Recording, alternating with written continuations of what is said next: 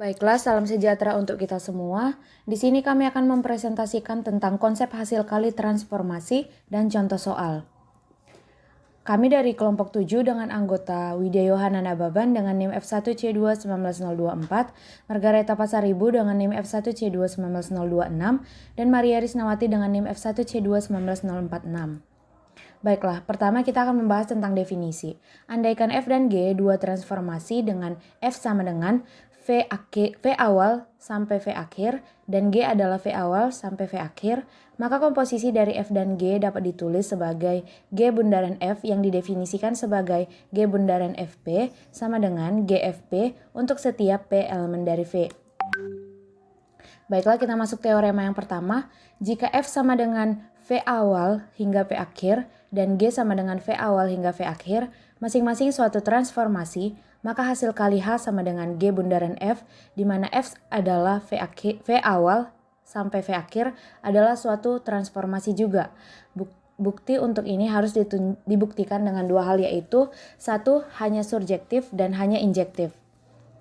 Baiklah, yang pertama untuk H surjektif, oleh karena F transformasi, maka daerah nilai F adalah seluruh bidang V dan daerah asal G juga seluruh V karena G adalah transformasi. Misalnya diambil Y elemen V, apakah ada X sehingga HX sama dengan Y? Karena G transformasi, maka untuk setiap Y elemen V ada Z elemen V, sehingga Y sama dengan GZ. Karena F suatu transformasi, maka pada Z ini ada X elemen V, sehingga Z sama dengan Fx. Maka Y sama dengan GFX atau Y sama dengan G bundaran Fx, yang mengakibatkan bahwa Y sama dengan Hx. Untuk yang kedua, yaitu membuktikan bahwa H hanya injektif, harus kita perlihatkan bahwa jika P tidak sama dengan Q, maka HP tidak sama dengan HQ. Andaikan HP sama dengan HQ, maka GFP sama dengan GFG. Oleh karena G injektif, maka FP sama dengan FQ. Karena F injektif, maka P sama dengan Q. Ini bertentangan dengan pengandaian bahwa P tidak sama dengan Q. Jadi, pemisalan bahwa HP sama dengan HQ itu tidak benar. Sehingga haruslah HP tidak sama dengan HQ. Karena H injektif dan H surjektif, maka H adalah bijektif. Sehingga H adalah suatu transformasi yang telah memenuhi persyaratan di atas. Baiklah, kita masuk contoh yang pertama. Diketahui andaikan G sumbu X dan H sama dengan XY, di mana Y sama dengan X. S adalah padanan yang didefinisikan sebagai berikut. Jika P elemen G, maka SP sama dengan P. Jika P bukan elemen G, maka SP adalah titik tengah ruas garis tegak lurus dari P dan G. Untuk yang pertama, buktikan bahwa S adalah suatu transformasi. Penyelesaian. S sama dengan V awal hingga V akhir akan dibuktikan bahwa S bijektif. Yang pertama akan dibuktikan bahwa S surjektif. Untuk P elemen G, ambil sembarang P elemen V. Jelas prapeta P sama dengan P sebab SP sama dengan P. Untuk P bukan elemen G, oleh karena V bidang Euclid, maka terdapat dengan tunggal P dengan P elemen PT, di mana T elemen G dan PT tegak lurus di G. Sehingga PX sama dengan XT. Karena PX sama dengan XT, maka X merupakan titik tengah dari PT. Jadi X adalah titik tengah ruas garis tegak lurus pada P, pada G atau pada X. Yang dalam hal ini adalah SP. Karena X sama dengan SP, maka P adalah prapeta dari X. Jadi 1 dan 2 diperoleh bahwa S surjektif.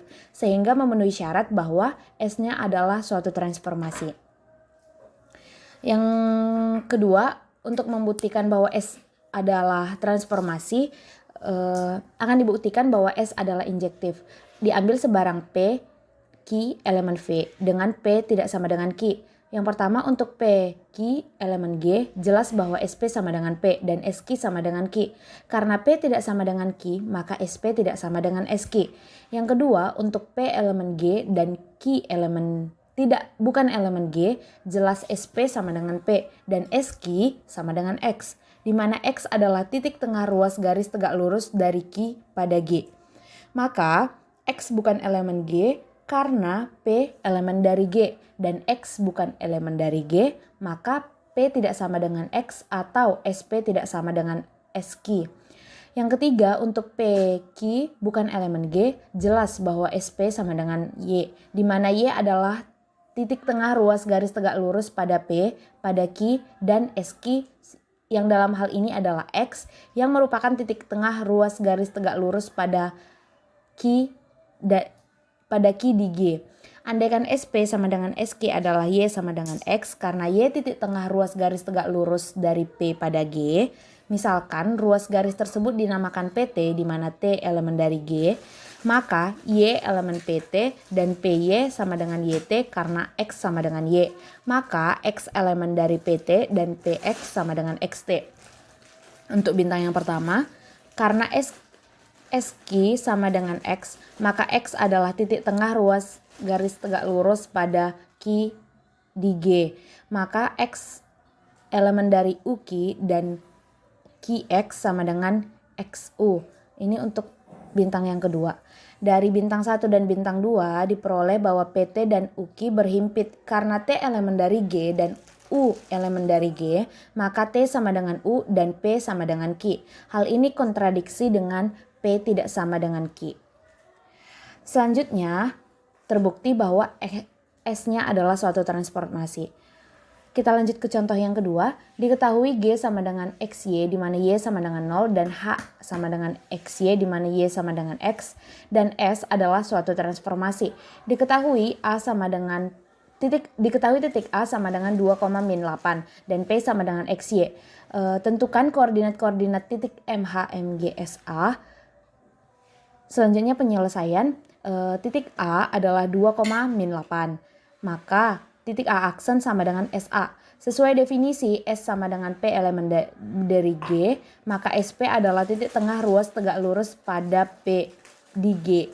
Maka A aksen adalah titik tengah garis yang melalui A dan tegak lurus di G. Maka A aksen sama dengan 2 ditambah 2 per 2, 0 ditambah -8/2, maka diperoleh titik A sama dengan 2,-4. Jadi SA sama dengan 2,-4. A2 aksen adalah MGSA, MG 2,-4 sesuai dengan definisi pencerminan, maka garis G adalah garis sumbu titik 2,-4 dan A2 aksen. Misalnya A2 aksen sama dengan AB, maka titik 2,0 sama dengan 2 ditambah A per 2, -4 ditambah B per 2. Maka titik 2,0 sama dengan 1 ditambah A per 2, B per 2, dikurang -2. Maka titik A sama dengan 2 dan B sama dengan 4. Sehingga diperoleh bahwa A2 aksen adalah MGSA sama dengan MG 2,4. Baiklah, sekian hasil presentasi dari kelompok kami. Bila ada kesalahan atau tutur kata yang tidak berkenan, mohon dimaafkan. Terima kasih.